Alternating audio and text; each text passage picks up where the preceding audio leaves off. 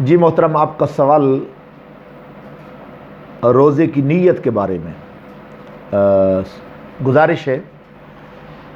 رسول کائنات صلی اللہ علیہ وسلم نے فرمایا انما الاعمال بالنیات۔ اس حدیث کو امام بخاری نے بخاری کی پہلی حدیث کے طور پر ذکر کیا ہے۔ حضرت عمر بن خطاب رضی اللہ تعالیٰ عنہ اس حدیث کے راوی ہیں، اور اس حدیث کو امام مشکات نے مشکات کے اندر بھی نقل کیا ہے، اور یہ آپ بارہا سن چکے ہیں۔ اس کے اندر نیت کا ذکر آتا ہے۔ اب روزے کے اندر نیت کے حوالے سے جو آپ کا سوال ہے، تو گزارش کرنا یہ ہے کہ کچھ روزے وہ ہیں جو معین ہوتے ہیں، ان کے اندر نیت کرنا استحبابی عمل ہوتا ہے۔ نیت کا معنی کیا ہوتا ہے؟ ارادہ ہوتا ہے۔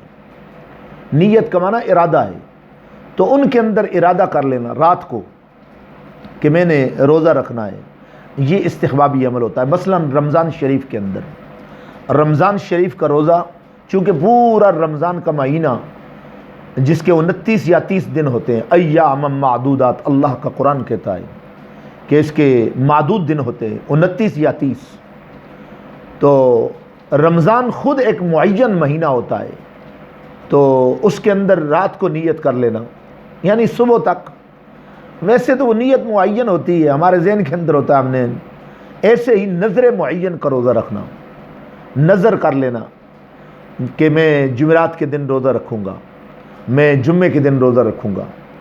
تو جو روزے معین ہوتے ہیں ان کے اندر نیت کرنا استحبابی ہے، اور جو روزے نفلی ہوتے ہیں، مثلا ایام بیز کے روزے رکھنا، ہر ماہ کی 13، 14، 15 کو روزہ رکھنا۔ ایسے ہی کچھ لوگ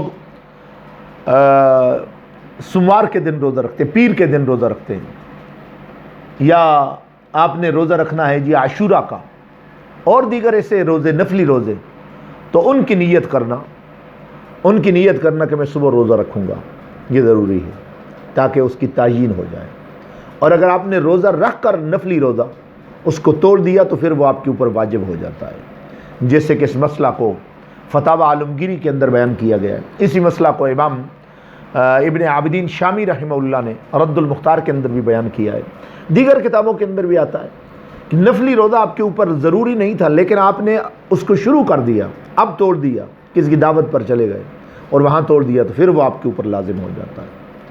تو اس کی جس وقت اس کو آپ رکھنا چاہتے ہیں تو اس کے اندر نیت کرنا ضروری ہوتا ہے۔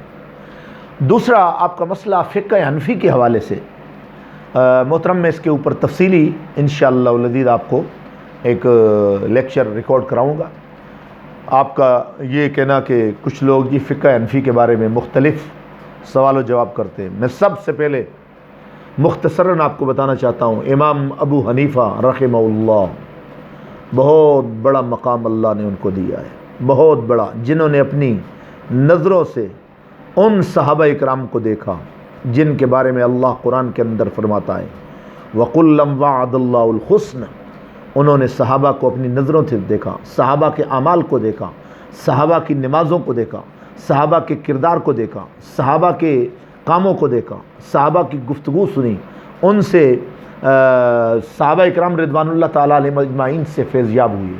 آپ رحمہ اللہ نے فقہ حنفی کی بنیاد رکھی، اور یاد رکھ لیں فقہ حنفی کا ہر مسئلہ فقہ حنفی کا آپ کو اس کے پیچھے قرآن کی نص قطعی نظر آئے گی یا احادیث رسول نظر آئیں گی۔ کوئی مسئلہ بھی فقہ حنفی کا آپ کو ایسا، ہاں فقہ تقدیری جتنا بھی آپ کے سامنے پڑا ہوا ہے، یہ ان علماء کی کاوش ہے جن کے بارے میں آج کچھ کمزور ذہن، کچھ ایسے لوگ جن کے پاس نالج نہیں ہوتا، وہ امام ابو حنیفہ یا امام شافعی یا امام احمد بن حنبل یا امام مالک رحمہ اللہ یا فقہاء جتنے بھی گزرے ان کے بارے میں زبان درازی کرتے ہیں۔